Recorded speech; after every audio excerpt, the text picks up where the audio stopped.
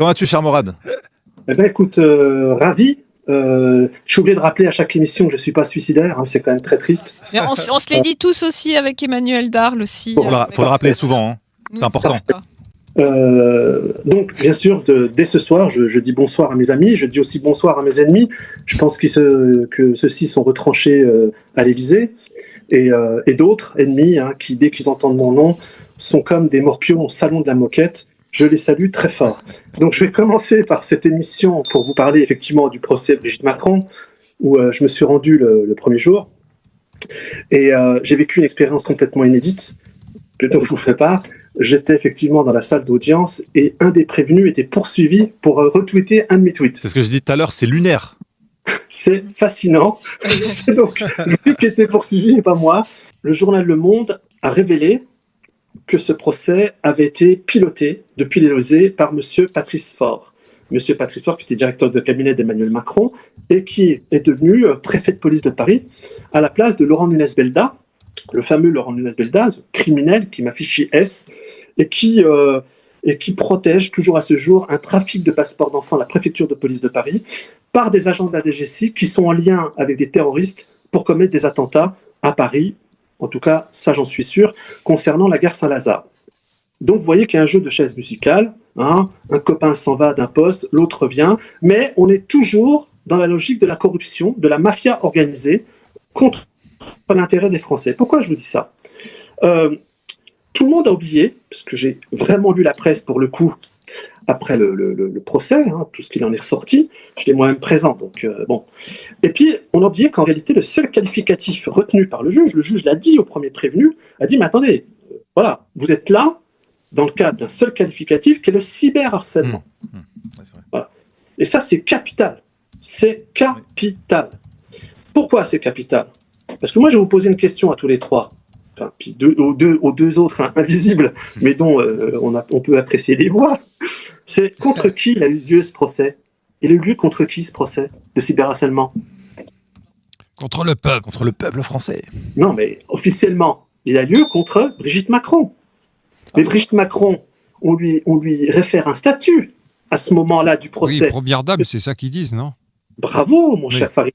Or, le statut de première dame n'existe pas en France. C'est vrai. Ouais.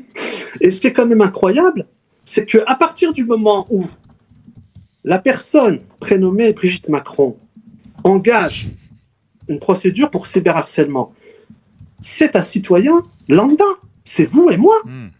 Or, le problème, on a une affaire privée, mais je vais vous poser une autre question qui va interpeller vos éditeurs. Qui paye ? C'est nous. Ah oui, c'est rigolo, tiens. Est-ce qu'elle paye de sa poche ? Bah non, tu penses bien. Merci Farid, non. Donc, on a une affaire privée, payée par le contribuable français, sur une question de cyberharcèlement, sur quelqu'un qui a un statut qui n'existe pas. Premier problème dans cette affaire. Absolument pas révélé par quiconque dans la presse mainstream. Deuxième problème dans cette affaire, et puis je rappelle que dans l'affaire Candace Owens, il va se passer quelque chose de très lourd. Qui paye ? Merci. Le cabinet, on sait qu'aujourd'hui, le cabinet engagé par les Macron, Clarlock, LLP, mais il y a un deuxième cabinet qui s'appelle Nardello. Je vais revenir sur ce deuxième cabinet, parce que c'est très intéressant ce qu'ils ont commis. C'est $1 800 de l'heure. C'est un procès qui va coûter à peu près, la fourchette aujourd'hui, 5 à 6 millions de dollars. Qui paye ? Bon. Bah, c'est nous. Non, mais il va falloir faire quelque chose. Ça coûte trop cher tout ça. Autre chose. Ça, c'est le deuxième point. Troisième point. Donc, à partir du moment où le journal Le Monde, c'est pas un journal complotiste, hein, révèle que le directeur de cabinet intervient pour monter en place ce procès. Il faut savoir que la procureure qui va choisir les 11 prévenus, et que je salue, à qui je dis encore toute ma solidarité, et j'étais un des rares à être présent pour le faire et publiquement, il y a un grave problème. C'est que là, en termes de droit, on est sur ce qu'on appelle de l'abus de pouvoir de l'exécutif sur le judiciaire. Ça, normalement, logiquement, il aurait possibilité de se retourner contre l'Élysée pour avoir entamé ce type de procédure pour une personne lambda. C'est le troisième point. Quatrième point sur lequel insiste, et c'est très important, dans toutes les affaires de cyberharcèlement, il y a une expertise scientifique qui permet de graduer l'altération de la santé mentale. Brigitte Macron a refusé l'expertise psychiatrique. Donc on engage un procès où le seul élément factuel qui permettrait de voir effectivement le degré d'altération de la santé mentale n'est pas établi. Alors on peut en convenir, Xavier le rappelle souvent, que je salue par ailleurs, effectivement ça l'emmerde Brigitte Macron qui est ce procès, mais le problème c'est qu'en termes d'altération mentale, on n'a aucune expertise psychiatrique. Et pourtant, la fille vient témoigner pour dire que ma mère est malheureuse de toute cette histoire, et qui plus est, il y a un problème au niveau de date concernant les tweets, parce qu'on parle de 2020-2021, alors que là, c'est des tweets datant de 2023-2024. Ah oui. Mais ça, bizarrement, la justice française est passée Quel à côté. tweet? Tu peux préciser par rapport au tweet pour les dates. Alors, ce qui est très intéressant, c'est qu'on a retenu des tweets de 2023-2024. Je précise une chose, et ça m'a extrêmement troublé, parce que je ne connaissais pas cette affaire, je ne connaissais pas ce pourquoi les prévenus étaient présents. Et d'ailleurs, la presse étrangère, quand je les ai rencontrés à la sortie, à la fin de la journée, m'ont dit ce n'est pas un procès de cyberharcèlement, c'est le procès des retweets. Et même pas des tweets, des retweets. C'est ça. Parce que quand tu étais dans la salle, j'ai écouté les 8 premiers prévenus, d'ailleurs qui avaient une défense intelligible, mais c'est quand même incroyable.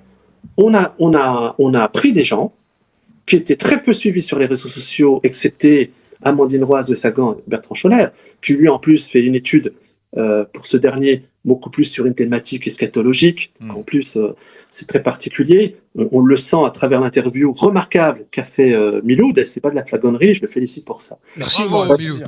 Cela étant, et ça c'est très important, c'est que le premier qui passe, il a fait 4 tweets, le reste c'est des retweets. Le deuxième, 9 tweets, le reste c'est des retweets. Le troisième, 6 tweets, le reste c'est des retweets. Le quatrième, 4 tweets, le reste c'est des retweets. Je crois que j'en ai fait plus, moi.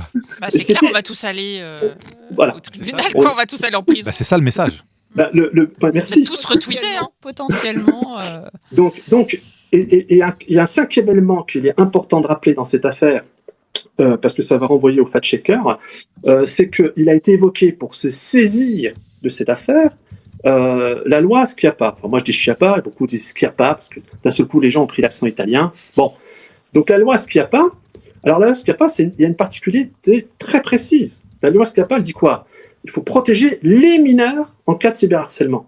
Alors maintenant, je veux dire, déjà qu'on se pose des questions sur l'identité de genre, maintenant, est-ce qu'elle est majeure ou mineure? Je veux dire, mais comme des magistrats se saisissent et acceptent des conclusions de son avocat qui tord l'esprit de la loi et qui dit, voilà, la loi Schiappa, j'invoque la loi Schiappa dans l'affaire Macron. Mais quel est le rapport?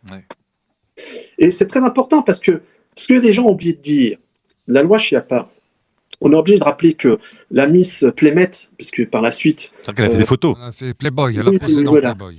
Voilà, c'est la Plémette, on voit que c'est pas Kim Basinger, mais bon, c'est comme C'est ça. pas Brigitte Bardot. Hein. Merci. Non, mais il faut rappeler, ces photos dans Playboy, elles sont sorties pendant l'affaire du fonds Marianne. Donc, C'est vrai Merci. en plus. Non, Et elle était au gouvernement à ce moment-là, non? ouais. Elle aurait pu attendre quand même un peu de décence, quoi. Ce qui est très important, c'est que elle a fait passer une loi, et ça, personne n'en parle par contre de cette loi-là. Elle a fait quand même passer une loi qui est, à mon sens, une loi qui a considérablement en France, et c'est factuel, hein, on a les chiffres, même du ministère de l'Intérieur, donc c'est des chiffres que je peux vous sortir, elle a permis quelque part la correctionnalisation de la pédocriminalité. Qu'est-ce qu'a fait Marlène Schiappa? Elle a fait passer une loi où, au prétexte de désengorger les assises, alors que la loi sur le viol en France date du 19e siècle, hein, et qui n'avait jamais été inchangée, hein, même sous la 4ème République, elle a décidé de dire « Ah oui, mais là, il y a des viols, puis là, il y a des agressions sexuelles. » Là, autour du plateau, vous allez faire la différence sur un viol ou une agression sexuelle sur un enfant. Mais non, ils ont réussi ce coup-là. C'est passé. Et qu'est-ce qui s'est passé? Eh bien, effectivement, aujourd'hui, et c'est pour ça que vous avez plein de scandales, plein d'affaires qui sortent sur la pédocriminalité, que je dénonce déjà depuis 2017, mais par le biais de cette loi-là, il n'y a quasiment plus personne qui va aux assises. Hein. Il faut vraiment un truc horrible, genre l'affaire Lola. Où d'ailleurs, Laurent Nunez-Belda, je le rappelle, n'a pas été poursuivi, ni l'État engagé, alors qu'il n'avait pas signé l'OQTF. Parenthèse mise à part.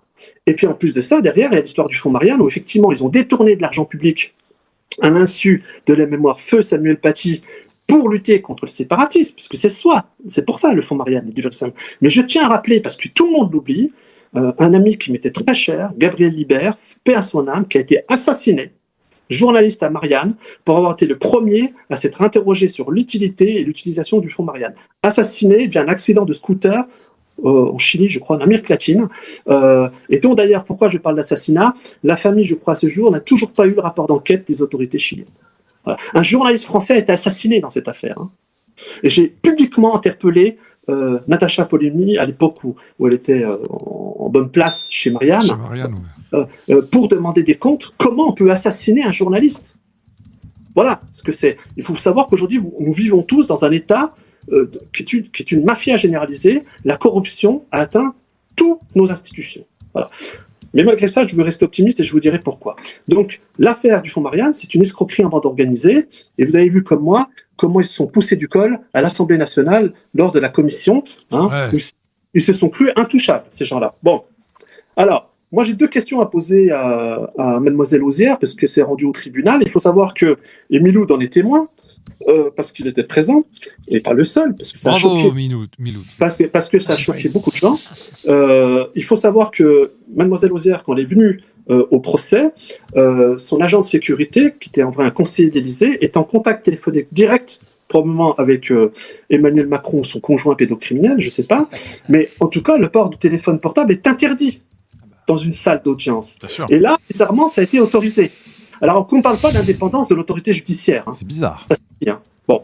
Alors, j'ai 2 questions à poser à Mademoiselle Auzière, qui est venue nous expliquer le désarroi du conjoint pédocriminel du président de la République française. La première question, face à cette sainte, pourquoi cette sainte nitouche, qui serait sa maman, a recruté des ex-barbouzes anti-Trump du FBI pour enquêter sur Candace Owens et ceux qui sont en contact avec elle, en l'occurrence parmi eux Xavier et moi? Parce que je voudrais bien qu'elle réponde à cette question. Moi, j'emploie pas des barbouzes anti-Trump du FBI. Et avec quel argent? Ça fait quand même 3 fois qu'on se pose quand même des questions sur notre argent public. C'est nos impôts, merde. Voilà.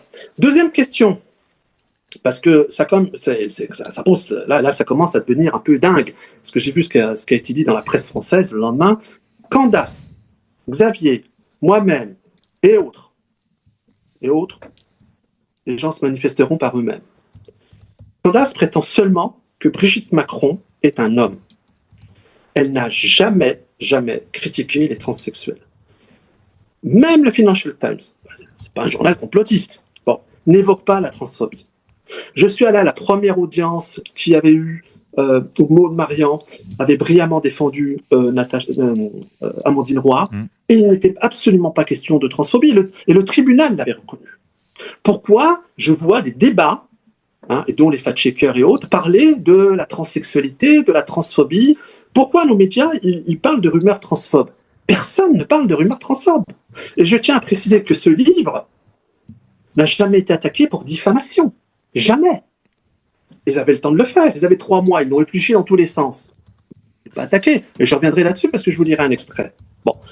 Alors, j'espère que, pour l'instant, tout ce que j'ai à vous dire vous plaît. Pourquoi? Parce que on m'a dit, ou j'ai entendu dire, que la pièce algérienne... C'était un faux. Oui, bien sûr. Mais je vais répondre à tous ceux qui se posent des questions sur cette pièce algérienne. Et puis, je vais rétablir certaines choses, parce que j'ai quand même des rumeurs qui sont quand même assez épuisantes, surtout quand on est dans le combat. D'abord, certains m'ont dit, mais pourquoi Xavier est incapacité? Xavier est un ami, je tiens et je le réitère, et je lui redis mon amitié. C'est moi qui lui ai demandé. D'accord? Moi, Morad El Hattab, je ne suis pas soucieux de ma personne et je ne suis pas dans les guerres d'ego. J'aime la vérité, j'aime la justice, j'aime mon pays et j'aime les Français. D'accord? Donc, je vois se manifester de ci, de là. J'ai vu avec le combat sur la pédocriminalité, Marc en a été témoin. Depuis 2017, je me suis battu, condamné l'ASE et tout ça. On m'a montré du doigt, mais de quoi il parle? Lifetime Society, Panamza, j'ai eu le droit à tout. D'ailleurs, ces 2-là travaillent ensemble. J'attends d'être devant eux, devant un officier de police judiciaire. Ils m'expliqueront comment ils vont pouvoir défaire l'enquête du chef de cabinet du ministère de l'Intérieur.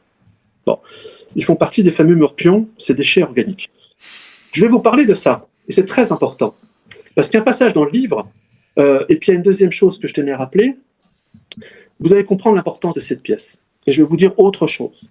J'ai une deuxième pièce concernant l'Algérie. Évidemment que je ne la rends pas publique par rapport à l'hystérie qui s'est passée la première fois.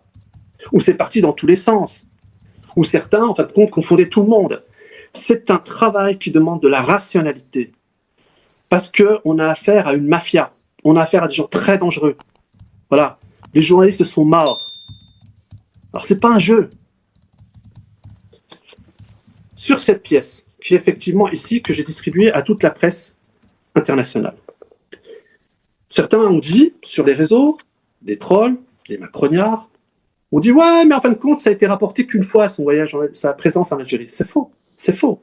Dans le livre, il y a 4 références de Brigitte Macron qui dit avoir été en Algérie et qu'elle a des souvenirs. Je cite. « À première vue, Alger n'apparaît jamais dans les biographies de Brigitte. » C'est ce que j'ai dit quand je me suis arrivé au tribunal. Et moi, contrairement à beaucoup, je me suis bien gardé de commenter après sur les réseaux sociaux. Il faut être présent dans la vie. L'action demande une présence. D'accord ? Pareil pour certains journalistes. Et c'est pour ça que je félicite Miloud, Mike et tant d'autres. Ils étaient sur place, ainsi que Stéphanie. Alors voilà. La presse algérienne en décembre 2017. À l'époque, Emmanuel Macron prépare une visite officielle en Algérie. En marge de ses déplacements, le quotidien algérien L'Expression rapporte l'organisation d'une visite de la faculté centrale d'Alger où, je cite, Brigitte Macron aurait des souvenirs. Cette information qui circule depuis quelques jours a été crédibilisée par les travaux d'embellissement de l'université. Attention. Donc, première référence, L'Expression, 3 décembre 2017. Je continue. Je vais essayer d'aller vite. C'est le journal Le Point. Le journal Le Point, je ne crois pas que ce soit un journal complotiste. Donc, vous comprenez pourquoi. Il y a Sophia Aram dedans, dans Le Point.